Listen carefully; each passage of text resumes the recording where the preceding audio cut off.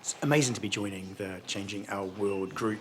The best part of this job, which is the best job in the world, is working directly with young human rights defenders who are using their voice and their power to change the world and really challenge decision makers in Scotland to do better.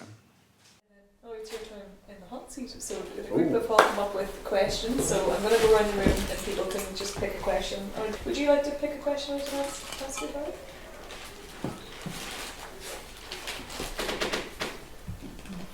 What is the best piece of advice you could give the next children's commissioner? Oh, don't listen to Bruce's advice. The best piece of advice that I would say is that what I say to children when I meet them every day is you're my boss. So take your advice, take your inspiration from children and young people, and those that work with them. Don't get kind of caught up in what the politicians want or what the people in power want. Focus on the mandate's about children and young people, and so they've got to be the people you take advice from. Yeah. Oh, perfect, brilliant. Marcus, would you like to pick one? Or? Yeah, go on. Oh, apologies. The hardest one I've had. I know. What are you most proud of in achieving in your job? Oh, that's a really good one as well. These are hard questions. So when I came into the role, I had three big things that I wanted to do, which are about three law changes, which are about.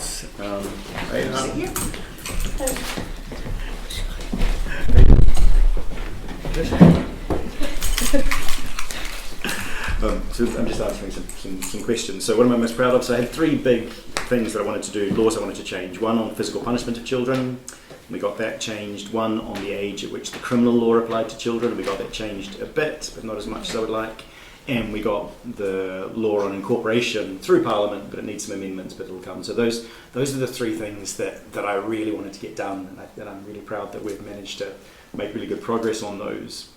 But the thing I'm probably most proud of is actually the work with young human rights defenders and the work we've done over the last few years to really build the ability of children and young people to understand rights and use rights and have your voices heard. And I think we've really built something really amazing in Scotland, that there's this growing sense of children and young people being human rights defenders and highlighting your own issues and coming up with your own ways of kind of challenging. And again, the fact you're writing to ministers, the fact that you've identified your own strategic plans, that's what, and which has nothing to do with me, but that's what I'm really proud of, is that in Scotland I think we've started to create a real amazing culture of children as human rights defenders.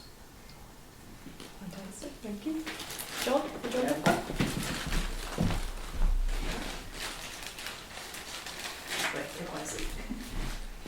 What are your thoughts on pineapple on pizza? I think it's a good thing that Article 12 of the Convention talks about children being able to make their own decisions and have their own voices heard. So I think it is a personal choice, following on from some of the SNP leaders who speak about their own political views as well. I think pineapple on pizza is an awful thing, but I would never impose that view on anyone else. So, Can we have a show of hands? Who is a fan of pineapple on pizza? So that side of it. That's really interesting. And I'm going to put a different. It's not. I don't like. I will eat it. Pineapple and ham, fine, but pepperoni and pineapple. oh really? No. Go for it. No. Go for it. Go for it. These are the hot Go to Italy and say that and you'll come back alive. Now we've got a Canadian. Apparently, pineapple on pizza, a Hawaiian pizza, was invented by a Greek person living in Canada. So there you go. That's a knowledge, random bit of knowledge. And decided to call it Hawaiian. Yeah.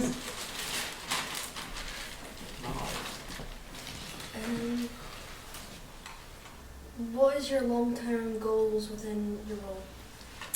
Long-term goals. This is a really good question, because when you become Children's Commissioner, you only get 6 years, and so you've got to focus really hard and move really quickly on some of those things. So the legal changes that I really focused on, but there are some other bigger issues that take a lot longer, and so some of the issues that that when I started 6 years ago, and I travelled all around the country and I spoke to lots of children and young people, they picked up the same issues you've been talking about. Poverty was one of the really big ones, and that's actually got worse during COVID and then the most recent cost of living crisis. And so I think really kind of big change about how budgets are used around poverty and getting support in poverty and breaking down some of the stigma in that. I think there's real change that's needed, and I think incorporation of the Convention on the Rights of the Child is really going to help with that, because it's going to help us target on changing the way that money's spent. And then mental health, which is another one that you've highlighted. I'm really concerned that we're not doing enough to support children and young people's mental health, because I hear about that a lot. And so some of the work that we're doing in the office around things like mental health counselling in schools and community-based support, those are things that I really want to make sure that the office continues on, but when I go in to find other things to do, there'll be things that I'll be really keen to still be part of, because I think those are things that we need really good kind of long-term sustained change on. And I think that incorporation of the convention is going to be the most powerful tool to do that. What was the hardest thing about being the Children Young People's Commission? The hardest thing? So I'm getting two answers. One's kind of a head one, one's a heart one. So kind of the head one is that it's really hard. There's 1 million children and young people across Scotland, and there's one commissioner, and there's 15 amazing staff, and there's all of these issues. And so the hardest part of the job is deciding which issues you work on, and which children and young people you're talking to, because you can't speak to everyone, and you haven't got unlimited time and unlimited money, so you've got to make choices. And so that's a really, really hard bit of the job, that you have to make these choices, and it means that sometimes you're not doing the issues that others want you to do. And so that's the hardest thing, kind of feeling that you're kind of letting people down because you've decided to focus on some things because they're important and they're strategic, but knowing that there's other things that you're not doing. So that's the really hard kind of head bit. The heart bit that's really hard is because this job is about challenging people in power, because it's about kind of speaking truth to power, it means that you get a lot of pushback from people in power. So you get a lot of hate directed at you. I get a lot of abuse on kind of social media and things. I get a lot of politicians who get very angry with me, and government that gets very angry with me, and so it's quite hard sometimes to kind of process all of that. But that's part of the job. But I find it really difficult when there's children and young people working alongside me, and that's directed at them. And I find that very, very difficult to deal with when I see other human rights defenders, particularly children and young people, getting abuse and attack as well. And so that's one of the things I really want to improve is the protections for human rights defenders. But that's the hardest bit emotionally, I think, is seeing the kind of the pushback that you get when you're doing an amazing job and speaking truth to power. But yeah, it's an amazing job. It's the best job in the world. But yeah, it is hard at times. Do you have any things you wish you had done or done differently as you were? Oh, that's a really difficult one. I think it links to my other answer. I think I did this. I could have made kind of lots of different choices, but I think what I'm happy about is that. Oh, is that pizza? Is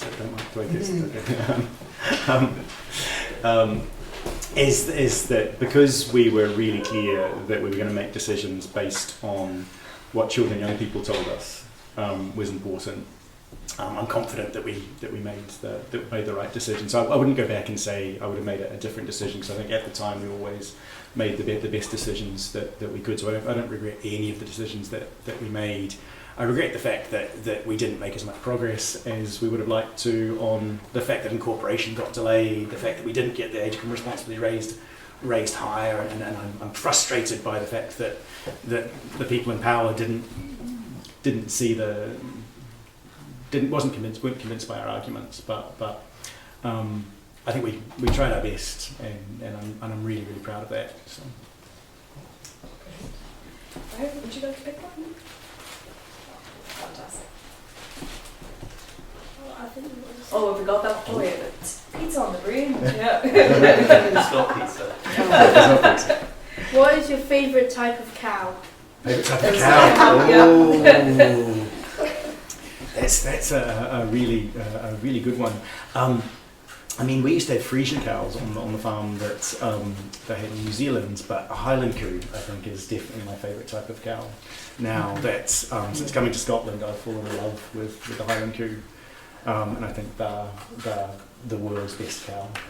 I think that's. Are you happy with that answer? Solid answer. Yeah. And infinite time, money, and resources to fully realise one children's right from the UN CRC, except the right to rights. Which one would you choose and why? No, very good caveat there. So, what I would say would be Article 4, which is, again, it's a cheat answer because that's the one that says that governments have to use all of their available resources to the maximum extent possible to secure economic, social and cultural rights, and have to do everything, law, policy and practice, to secure the other rights. So I'm probably not allowed to use that one either, because that's the one that says that you have to use all of your money and all your resources to fulfill all of the other rights. So, I'll put that one aside. And I think participation as well would be a bit of a cheating one, because I think that flows through everything else. And yeah, and then discrimination and best interest. And the thing is, they're all connected. Is the point. So you can't really think of one without the others. But if I was gonna think of one kind of theme of rights that I would think is most important, I would say poverty, adequate standard of living, because I think that the rights to have an adequate standard of living and the impact of poverty is so profound on children's lives. And in fact, we've got a quarter of children in Scotland living in poverty and getting worse. And the impact of that on mental health and education, on physical health, on all of the life outcomes, that would be the one that I think needs to be solved absolutely right now. And in fact, yeah, we don't need infinite money or infinite time for that. We just need braver political choices. So, Are you happy with that answer? Yeah, good answer. Thank you. Marcus, would you like to pick another one? just when you got your mouth Sorry. Favourite subject teacher at school? Favourite subject teacher at school? Subject and teacher. Yeah. So my favourite teacher was Mr. Miller, who was my social studies and then history teacher. And is that? What school did you go to? I went to a school called Palmerston North Boys High School in New Zealand, and so it was quite a big school. It was about 1,600, all boys, state school. We don't really have private schools in New Zealand, so it was a state school, but yeah, just boys, 1,600. It styled itself a bit like a kind of military school. It wasn't, I didn't love school at all. It was pretty kind of very heavily focused on discipline and fitting in. It wasn't really good if you were in any way different.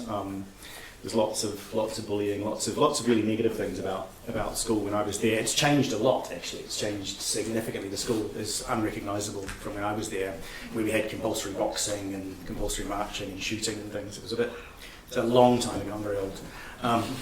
The school's very, very different now. But the reason that Mr. Miller was my favourite teacher, and I'm still in contact with him, is that he was really good at teaching us to be kind of critical thinkers and actually challenging some of the stuff within the school. And he was probably the only teacher in the whole school that was really kind of keen for us to actually push back against some of the inequality in the school and really challenge, and he taught us to kind of use some of the skills around kind of through social studies and kind of studying history and some of the really powerful movements of kind of revolution and challenge, and start to apply some of those skills. So he was my favourite teacher, and I think particularly for that environment where it wasn't a good environment at all. I think that learning some of the skills to be able to challenge that was something that really inspired me. Just that. Did you get done what you wanted to achieve in your 6 years? Yes, I did, and no, I didn't. I think I got as much as we could get done. I have to acknowledge that there was a massive pandemic in the middle, which changed things as well. But I had my big 3 legal priorities, getting those 3 laws changed, and made progress on all of those. And I think some of the things like the independent care review for care experienced children and young people, that was a really powerful piece of work that we were involved in. I think we did some really powerful work on on poverty, particularly around changing perceptions and some of the work with the media and others, really framing poverty as a human rights issue.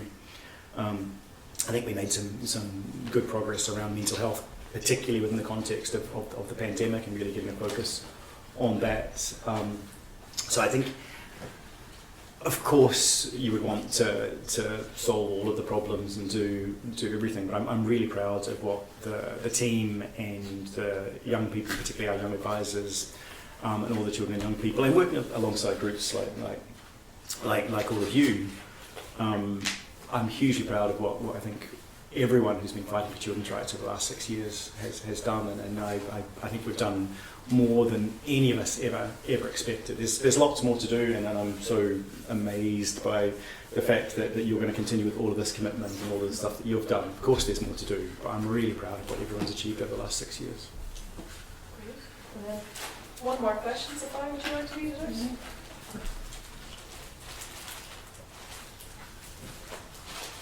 I've been very vocal about the importance of the UNCRC being directly included in Scottish laws. What can we do as young people to protect our rights?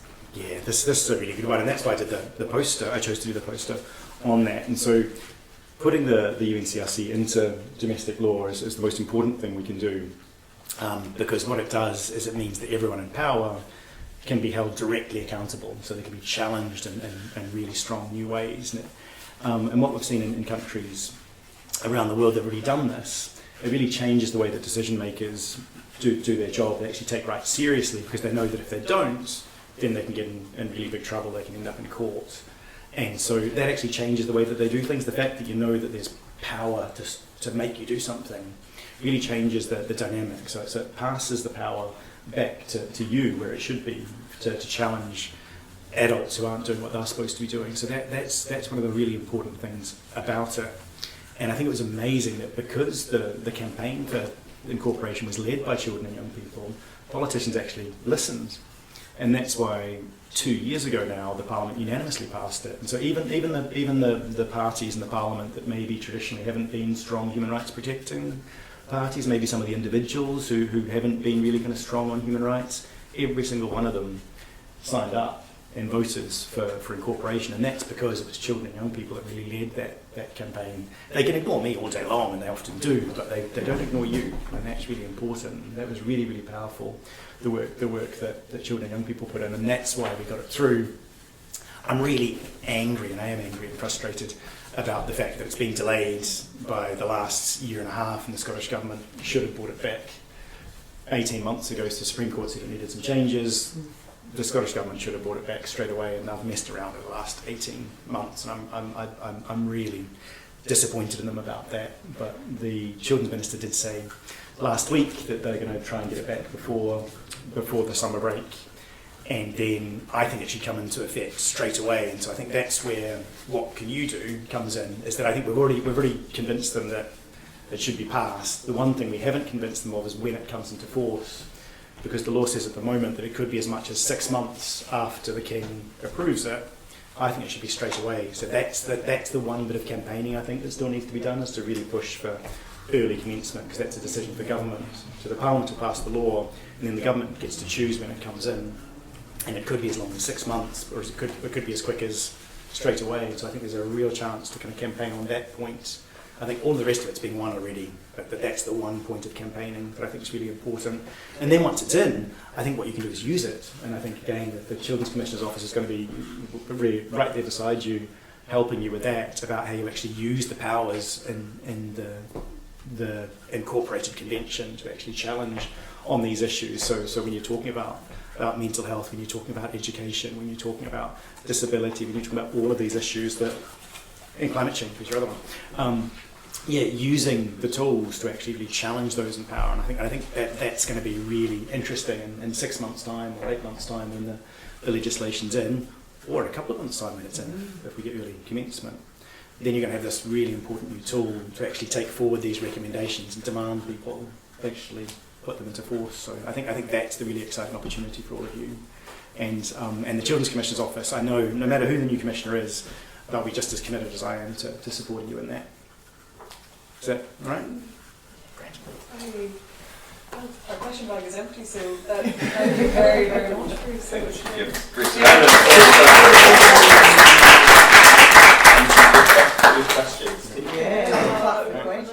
It was really a fantastic day today. I think the strategic priorities that the Changing Our World group have come up with, that really strong focus on issues like disability, on education, on the climate, on mental health, and also some of the work they've been doing around vaping. Really important issues that represent the things that children all across Scotland are concerned about, and coming up with really clear recommendations about what those in power should be doing to actually address these important human rights issues. And I think the role of the Children's Commissioner to get alongside that and support that is the best part of my job. And I've been really inspired, and it's been great as I finish my 6 years as Children's Commissioner to come and just continue to be inspired by the incredible work of the young people like the Changing Our World group. And I know that they're going to go on to incredible things, and I really look forward to seeing the next Children's Commissioner continue this fantastic partnership working.